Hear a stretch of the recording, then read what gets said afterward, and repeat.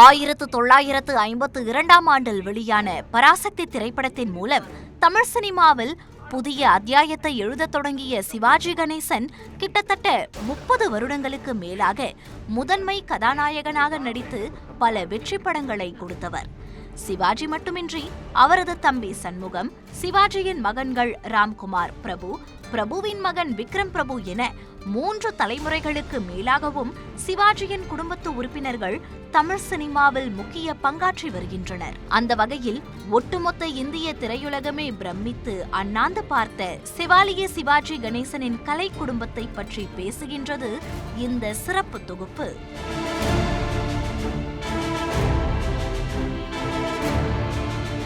6 வயது முடிவதற்கு முன்பே நாடகங்களில் நடிக்கத் தொடங்கிய சிவாஜி கணேசன் நாடக உலகில் கொடிகட்டி பறந்தவர். 1952ஆம் ஆண்டில் பராசக்தி திரைப்படம் வெளியாகி பெரும் மாற்றத்தையும் அதிர்வலைகளையும் தமிழ்நாட்டில் உருவாக்கிய போது அன்றைய திரையுலக ஜாம்பவான்கள், சாமானியர்கள், தனவந்தர்கள் என அனைவரது மத்தியிலும் சிவாஜி கணேசனின் நடிப்பு பாராட்டப்பட்டது. 50களில் தன்னுடைய நடிப்பில் சிவாஜி காட்டிய பரிணாமங்கள் என்பது அபாரமானது. பராசக்தி, மனோகரா என இமாலய வெற்றி படங்களில் நேர்மறையான கதாபாத்திரங்களில் நடித்த சிவாஜி கணேசன் அதே காலகட்டத்தில் வெளியான திரும்பிப்பார், அந்த நாள் போன்ற திரைப்படங்களில் முழுக்க முழுக்க எதிர்மறை கதாபாத்திரங்களையும் ஏற்று நடித்தார். நாடகங்கள் நடிக்கின்ற காலகட்டத்திலேயே ஓடி ஓடி ஆங்கில படங்களை பார்த்து தன்னுடைய நடிப்பை மெருகேற்றிக் கொண்ட சிவாஜி கணேசன் 50களிலும் 60களிலும் ஒன்றுக்கொன்று தொடர்பில்லாத பல கதாபாத்திரங்களில் தன்னுடைய முத்திரையை பதித்தார். தனியாத நடிப்பு தாகம் கொண்ட சிவாஜி 50களின் மத்தியில் தொடங்கி 70கள் வரையிலும் அட்டகாச நடிப்பை வெளிப்படுத்தினார். ஒரு நாளில் 20 மணி நேரங்கள் வரை பம்பரமாக சுழன்ற சிவாஜிக்கு 100 படங்கள் என்ற எண்ணிக்கையை தொடுவதற்கு வெறும் 12 ஆண்டுகள் மட்டுமே தேவைப்பட்டன. நடிப்பு என நடிப்பதை ஒரு தவமாக எண்ணிய சிவாஜி கணேசனுக்கு பக்கபலமாக நின்றவர் அவரது இளைய சகோதரர் வி.சி. சண்முகம். சிறுவயதில் தெருக்கூத்தில் வீரபாண்டிய கட்டபொம்மன் நாடகம் நடத்தப்பட்ட போது அந்த கதாபாத்திரத்தில் மனதை பறிகொடுத்து நாடகத்துறைக்கு வந்த சிவாஜிக்கு முறையான பள்ளிக்கல்வி கிடைக்கவில்லை. அதனால் தனது சகோதரர் சண்முகத்தை இங்கிலாந்துக்கு அனுப்பி லண்டன் ஸ்கூல் ஆஃப் எகனாமிக்ஸில் பட்டப்படிப்பு படிக்க வைத்தார். சண்முகம் படிப்பு முடிந்து திரும்பி வந்தபோது சிவாஜி கணேசன் புகழின் உச்சத்தில் இருந்தார். அந்த சமயத்தில்தான் சிவாஜி புரொடக்ஷன்ஸ் தொடங்கப்பட்டது. சிவாஜிக்காக கதை கேட்பதில் தொடங்கி அவரது கால்ஷீட் வரையிலும் அனைத்தையும் சண்முகமே பார்த்து கொண்டார். ஒரு பக்கம் வெற்றிகரமாக ஓடிக்கொண்டிருந்த சாந்தி தியேட்டரின் நிர்வாகம், இன்னொரு பக்கம் சிவாஜி புரொடக்ஷனுக்காக படங்கள் தயாரிப்பது என தன்னுடைய அண்ணனின் வளர்ச்சிக்கு உறுதுணையாக நின்றார் வி.சி. சண்முகம். புதிய பறவை, தெய்வ மகன், தங்கப்பதக்கம், திரிசூலம் என சிவாஜி கணேசனின் மெகா ஹிட் படங்கள் உருவாக்கத்தில் அவரது தம்பி சண்முகத்தின் மிகப்பெரிய பங்கு உண்டு. ஆரம்ப நாட்கள் தொடங்கி முதல் மரியாதை ஹிட் வரையிலுமான சிவாஜி கணேசனின் திரை வாழ்க்கைக்கு பெரும் பக்கபலமாக நின்ற வி.சி. சண்முகம் அறுவடை நாள் படம் வெளியாவதற்கு முன்பே இறந்துவிட்டார். சிவாஜியை தொடர்ந்து அவர் குடும்பத்திலிருந்து நடிக்க வந்தவர் பிரபு. பள்ளி படிப்பின் போது விளையாட்டில் மிக தீவிரமாக ஆர்வம் கொண்டிருந்த பிரபுவின் ஆர்வம் கல்லூரி படிப்புக்கு பிறகு நடிப்பு பக்கம் திரும்பியது. பின்னர் சில நாட்கள் சிவாஜி கணேசனுடன் படப்பிடிப்புகளுக்கு சென்று தந்தைக்கு உதவியாக இருந்த பிரபு 80களின் தொடக்கத்தில் திரைப்படங்களில் நடிக்க தொடங்கினார். சி.வி. ராஜேந்திரன் இயக்கத்தில் சிவாஜி நடித்த சங்கிலி படத்தில் ஆக்ரோஷமான கதாபாத்திரத்தில் அறிமுகமான பிரபுவுக்கு கங்கை அமரன் இயக்கிய கோழி கூவுது படம் வெற்றி படமாக அமைந்தது. அதன் பிறகு பிரபுவும் சிவாஜி கணேசனும் இணைந்து பல வெற்றி படங்களை கொடுக்க தொடங்கினர். சங்கிலி தொடங்கி சந்திப்பு, வெள்ளை ரோஜா, ராஜரிஷி, நீதியின் நிழல் என பல படங்களில் இருவரது நடிப்பும் பேசப்பட்டது. ஒரு பக்கம் தந்தை சிவாஜியுடன் பல படங்களில் நடித்த பிரபு, மற்றொரு பக்கம் கன்னிராசி, சூரக்கோட்டை சிங்கக்குட்டி, அறுவடை நாள், என் உயிர் கண்ணம்மா என தன் பங்குக்கு சில வெற்றி படங்களை பதிவு செய்தார். அதே நேரத்தில் சிவாஜி கணேசனை தங்களது மானசீக குருவாக ஏற்றுக்கொண்ட ரஜினிகாந்த், கமல்ஹாசன் என இருவருடனும் இணைந்து நடித்தார் பிரபு. குரு சிஷ்யன், தர்மத்தின் தலைவன், வெற்றி விழா போன்ற படங்களின் வெற்றிக்கு பிரபுவும் மிக முக்கிய காரணியாக அமைந்தார். கன்னத்தில் குழி விழுகின்ற சிரிப்பு, அலட்டலில்லாத நடனம், அசத்தலான நகைச்சுவை நடிப்பு என பல திறமைகளுடன் மின்னிய பிரபுவின் திரை வாழ்க்கையில் சின்னத்தம்பி மிகப்பெரிய பிளாக்பஸ்டர் படமாக அமைந்தது. தனது நண்பர் சந்தான பாரதியின் நண்பரான பி வாசுவுடன் இணைந்து 90கள் முழுவதிலும் அதிகமான ஹிட் படங்களை கொடுத்த பிரபு நீண்ட நாட்களுக்கு பிறகு தனது தந்தை சிவாஜியுடன் இணைந்து பசும்பொன் படத்தில் சிறப்பான வேடத்தை ஏற்று நடித்தார். முதல் மரியாதை படத்தில் சிவாஜியை இயக்கிய பாரதி ராஜா பசும்பொன் படத்தில் பிரபுவையும் இயக்கினார். ஒரு பக்கத்தில் வாசு, சந்தான பாரதி என தன்னுடைய நண்பர்களுக்கு அதிகமான வாய்ப்புகளை உருவாக்கி கொடுத்த பிரபு அன்றைய தேதியில் சீமான் போன்ற அறிமுக இயக்குநர்களுக்கும் தொடர்ந்து வாய்ப்பளித்தார்.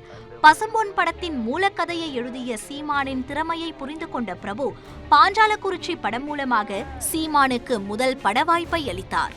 கிட்டத்தட்ட 20 வருடங்கள் கதையின் நாயகனாக பல்வேறு கதாபாத்திரங்களில் ஜொலித்த பிரபு 2000களுக்கு பிறகு ரஜினிகாந்தின் சந்திரமுகி படத்தில் 2வது கதாநாயகனாகவும் கமல்ஹாசனின் வசூல்ராஜா MBBS படத்தில் ஒரு குணச்சித்திர பாத்திரத்தையும் ஏற்று நடித்தார். இவற்றில் வசூல்ராஜாவில் அவர் ஏற்று நடித்த வட்டி கதாபாத்திரம் அவராகவே விருப்பப்பட்டு நடித்த கதாபாத்திரம். உண்மையில் சிவாஜி கணேசனின் குடும்பத்திலிருந்து முதலில் நடிக்க வந்திருக்க வேண்டியவர் அவரது மூத்த மகன் ராம்குமார். சிறுவயதில் சிவாஜியின் தாக்கம் ஏதுமின்றி வளர்ந்த ராம்குமார் தனது தந்தையின் படங்களை அதிகமாக பார்த்து வளர்ந்திராதவர். பள்ளி விடுமுறை நாட்களில்தான் சிவாஜியின் படங்களை பார்க்கின்ற வாய்ப்பு ராம்குமார், பிரபு என இருவருக்குமே கிடைத்தது. குறிப்பிட்ட அந்த காலகட்டத்தில் சிவாஜியின் படங்களை உன்னிப்பாக கவனித்த ராம்குமாருக்கு அவர் அழுகின்ற காட்சிகளை பார்க்கின்ற தைரியம் இல்லாமல் போனது. ஒரு காலகட்டம் வரையிலுமே சிவாஜி திரையில் அழுதால் ராம்குமாருக்கு வலிப்பு வரத் தொடங்கியது. அந்த அளவுக்கு சிவாஜி கணேசனின் நடிப்பு ராம்குமாரின் ஆழ்மனதை தீவிரமாக பாதித்தது. கல்லூரி நாட்களுக்கு பிறகு நடிக்கலாம் என முடிவு செய்த ராம்குமாருக்கு சித்தப்பா சண்முகத்துடன் இணைந்து சிவாஜி புரொடக்ஷன்ஸை நிர்வகிக்கின்ற பொறுப்பும் சேர்ந்து கொண்டது. எனினும் சிவாஜி புரொடக்ஷன்ஸ் தயாரிப்புகளில் ஒன்றான அறுவடை நாள் படத்தில் ஓர் யதார்த்தமான குணச்சித்திர வேடத்தை ஏற்று நடித்தார் ராம்குமார். அந்த படத்துக்காக முதலில் ராம்குமார் நடித்த வேடத்துக்கு ரஜினிகாந்தையே அணுகியது படக்குழு.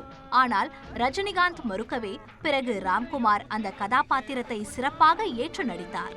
அறுவடை நாள் திரைப்படம் வரையிலும் BC சண்முகத்துக்கு உதவியாக இருந்த ராம்குமார் பிறகு சிவாஜி புரொடக்ஷன்ஸின் முழு பொறுப்புகளையும் ஏற்றுக்கொண்டார். ராம்குமார் தயாரிப்பாளராக மாறிய பிறகு வெற்றி விழா, மைடியர் மார்த்தாண்டன், மன்னன், கலைஞன், சந்திரமுகி என பல வெற்றி படங்கள் சிவாஜி புரொடக்ஷன்ஸிலிருந்து உருவாகின. இவற்றில் சந்திரமுகி இமாலய வெற்றி பெற்றது. நீண்ட நாட்களுக்கு பிறகு ஷங்கர் இயக்கத்தில் விக்ரம் நடித்த ஐ படத்தின் வில்லன்களில் ஒருவராக மிரட்டலான நடிப்பை வெளிப்படுத்தினார் ராம்குமார்.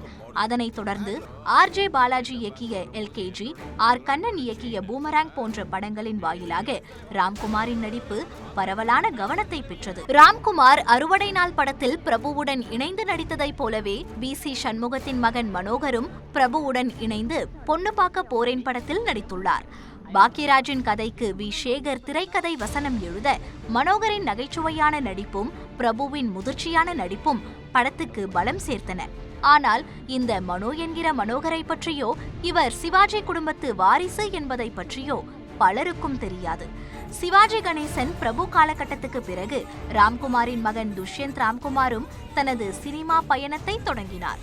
பராசக்தி படத்தில் சிவாஜி பேசிய சக்சஸ் என்கிற வசனத்தையே துஷ்யந்தின் முதல் பட டைட்டிலாக வைக்கப்பட்டது. ஆனால் முதல் படத்தில் துஷ்யந்தால் வெற்றியை ருசிக்க முடியாமல் போனது. பிறகு மச்சி போன்ற படங்களில் நடித்தவர் ஒரு காலகட்டத்தில் தயாரிப்பாளர் அவதாரம் எடுத்தார். மீன் குழம்பும் மண்பானையும், ஜகஜால கில்லாடி என 2 படங்களை தயாரிக்கவும் செய்தார். துஷ்யந்தை தொடர்ந்து ராம்குமாரின் இன்னொரு மகனான சிவாஜி தேவ் என்கிற சிவகுமாரும் சிங்கக்குட்டி படம் மூலம் பெரிதாக அறிமுகம் செய்யப்பட்டார். ஆனால் அவரும் பெரிதாக வெற்றி பெறவில்லை. ஆனால் துஷ்யந்த், சிவாஜி தேவ் ஆகிய இருவருக்கும் கிடைக்காத முதல் பட வெற்றி பிரபுவின் மகன் விக்ரம் பிரபுவுக்கு கிடைத்தது. தொடக்க நாட்களில் சிவாஜி புரொடக்ஷனில் தயாரிப்பு நிர்வாகம், இயக்குனர் விஷ்ணுவர்தனிடம் இயக்கம் என 2ஐயும் கற்றுத் தேர்ந்த விக்ரம் பிரபு பெரிய எதிர்பார்ப்புகளுக்கு மத்தியில் கும்கி படத்தில் நாயகனாக அறிமுகமானார்.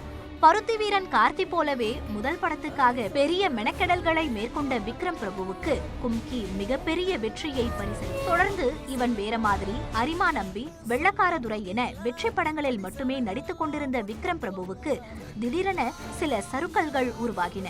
எனினும் சிறைப்படத்துக்கு பிறகு மீண்டும் தனது வெற்றி பயணத்தை தொடங்கிய விக்ரம் பிரபு தன்னுடைய கதை தேர்வில் அதிக கவனம் செலுத்த தொடங்கினார். சிவாஜி கணேசன் என்கிற பெயர் இந்திய திரையுலகமே மிரண்டு பார்த்த ஒரு பெயர். தன்னுடைய இறுதி நாட்கள் வரையிலும் நடிப்பை உயிர் மூச்சாக கொண்டு வாழ்ந்தவர் சிவாஜி கணேசன். 1952 தொடங்கிய சிவாஜி குடும்பத்தின் திரைப்பயணம் கிட்டத்தட்ட 75 ஆண்டுகளாக 3 தலைமுறை கடந்தும் தொடர்கிறது. சிவாஜியை ரசித்த, பிரபுவை ரசித்த, விக்ரம் பிரபுவை ரசித்த ரசிக நெஞ்சங்கள் அதற்கடுத்த 4வது தலைமுறை நடிகர் வந்தால் அவர்களும் சிறப்பாக நடித்தால் அவர்களையும் ரசிப்பார்கள். நடிகர் திலகத்தின் ஆசிர்வாதம் அந்த கலை குடும்பத்தை வழிநடத்திச் செல்கிறது. அது என்றும் தொடரட்டும் என்பதே திரை ரசிகர்களின் விருப்பம்.